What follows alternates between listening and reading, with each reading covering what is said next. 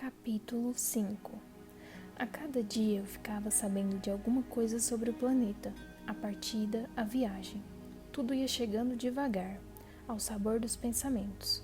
Foi assim que, no terceiro dia, fiquei a par do drama dos baobás. Também dessa vez foi por causa da ovelha, pois de repente o príncipezinho me perguntou, como que dominado por uma grande dúvida: "É verdade, né, que as ovelhas comem arbustos?" "Sim, é verdade." "Ah, ainda bem." Não entendi porque era tão importante que a ovelha comesse arbusto, mas o príncipezinho acrescentou: "Consequentemente, também comem baobás?"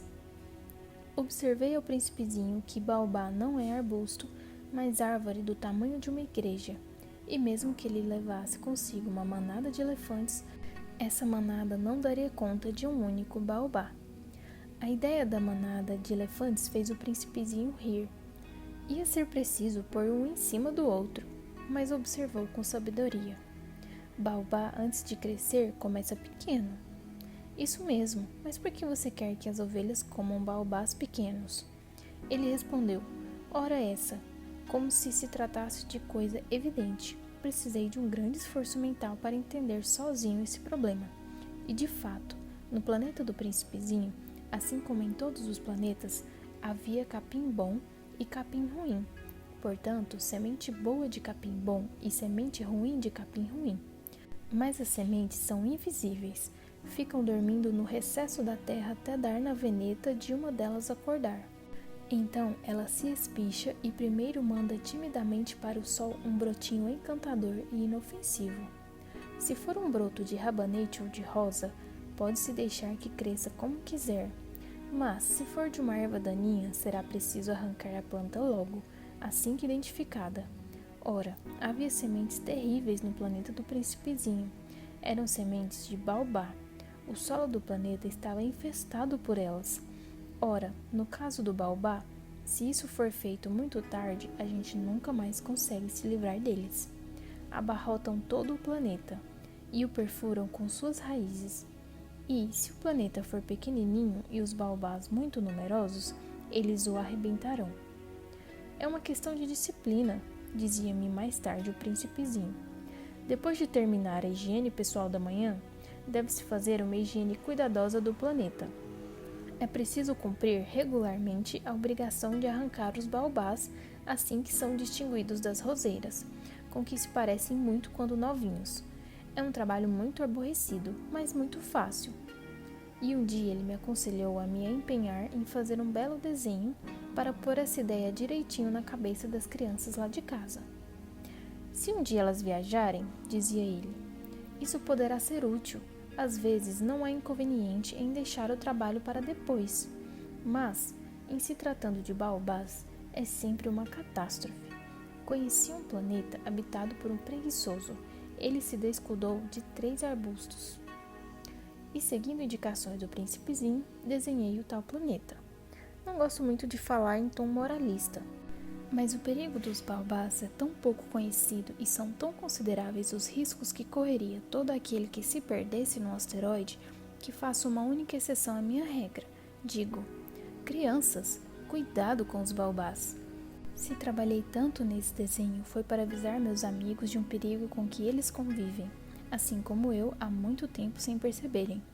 A lição que eu dava valia a pena. Talvez me perguntem: por que nesse livro não há outros desenhos tão grandiosos como o desenho dos baobás? A resposta é bem simples. Tentei, mas não consegui. Quando desenhei os baobás, estava estimulado pelo sentimento de urgência. Capítulo 6. O príncipezinho, assim, aos poucos fui entendendo sua vidinha melancólica. Durante muito tempo, você só teve como distração a amenidade do pôr do sol. Fiquei sabendo desse novo pormenor na manhã do 4º dia, quando você disse: "Adoro o pôr do sol. Vamos ver um pôr do sol." Mas é preciso esperar. Esperar o quê? Esperar o sol se pôr. De início, você teve uma expressão de grande surpresa. Depois riu de si mesmo e disse: "Ainda acho que estou lá em casa." De fato, quando é meio-dia nos Estados Unidos, o sol, como todos sabem, está se pondo na França. Era só conseguir ir à França em 1 minuto para assistir ao pôr do sol. Infelizmente, a França está um bocado longe. Mas, em seu planeta tão pequeno, era só puxar a cadeira a alguns palmos, e você olhava o crepúsculo sempre que quisesse. Um dia viu o sol se pôr 44 vezes. E um pouco depois acrescentava: sabe, quando a gente está muito triste, gosta do pôr do sol. Então, no dia das 44 vezes, você estava assim tão triste? Mas o príncipezinho não respondeu. Capítulo 7. No 5º dia, também por causa da ovelha, esse segredo da vida do príncipezinho me foi revelado. Ele me perguntou de supetão, sem preâmbulo, como se fosse resultado de um problema meditado durante muito tempo em silêncio. A ovelha se come arbustos, também come flores? Ovelha come tudo o que encontra. Até flor com espinho?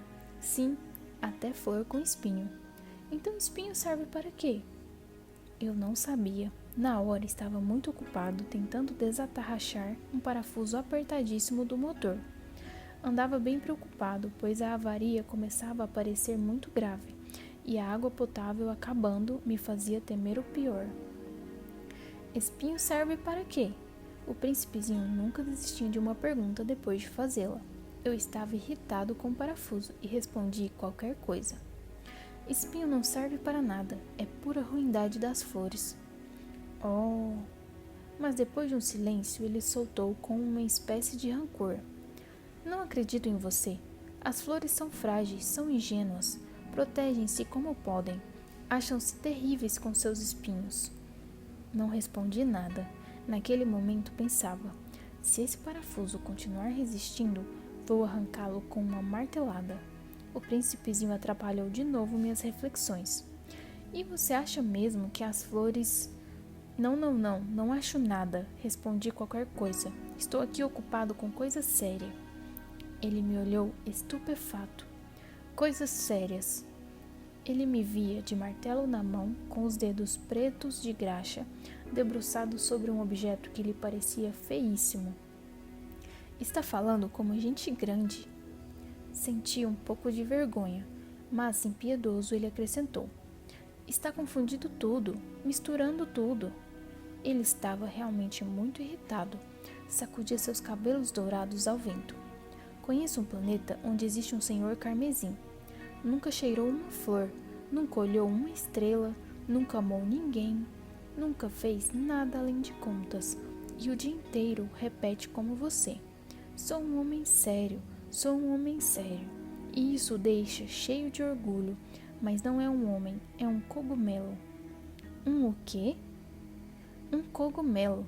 O príncipezinho agora estava lívido de raiva.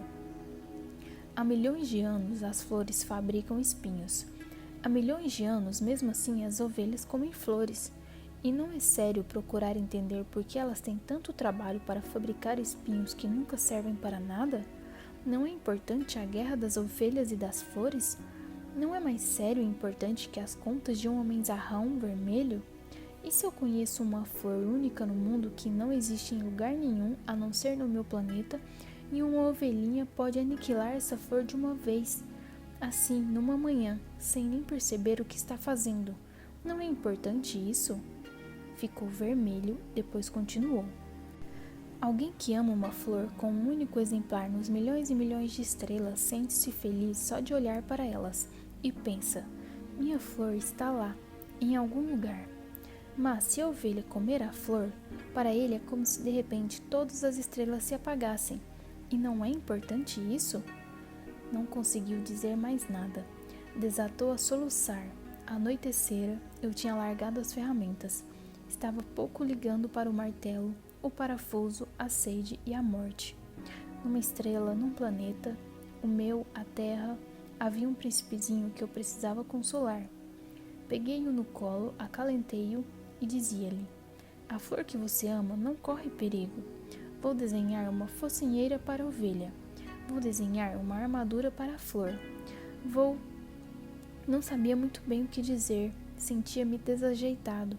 Não sabia como chegar até ele, onde o alcançar. É tão misterioso o país das lágrimas.